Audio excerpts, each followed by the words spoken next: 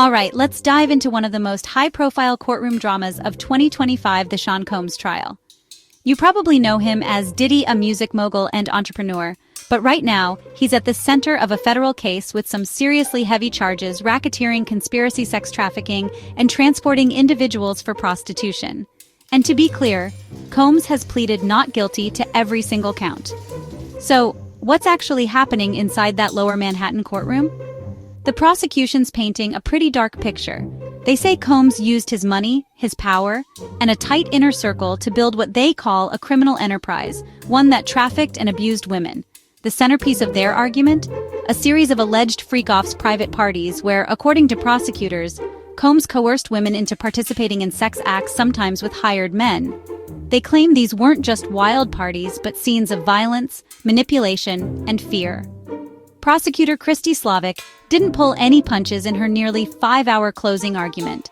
She told the jury that Combs went out of his way to avoid accountability, using everything at his disposal to silence witnesses and control the narrative. The prosecution even played recorded phone calls that, they say, show Combs trying to sway former associates to back his version of events.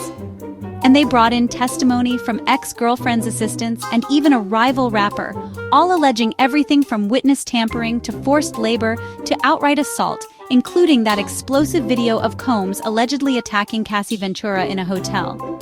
But, as you'd expect, the defense is pushing back, hard. Combs' attorney, Mark Agnifilo, took the stand for closing arguments and tried to flip the script. He described Combs as a self-made entrepreneur, someone who takes care of people and champions diversity and inclusion. He called the prosecution's case an overreach, an attempt to criminalize Combs' private life and business practices. And when it came to those infamous freak-offs, the defense said, look, these were consensual encounters. The video, they argue it shows nothing illegal. Here's the heart of the issue. Was this all consensual, or did Combs use force, fraud, or coercion to get what he wanted?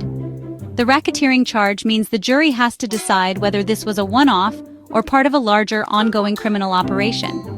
And both sides are throwing everything they've got at that question.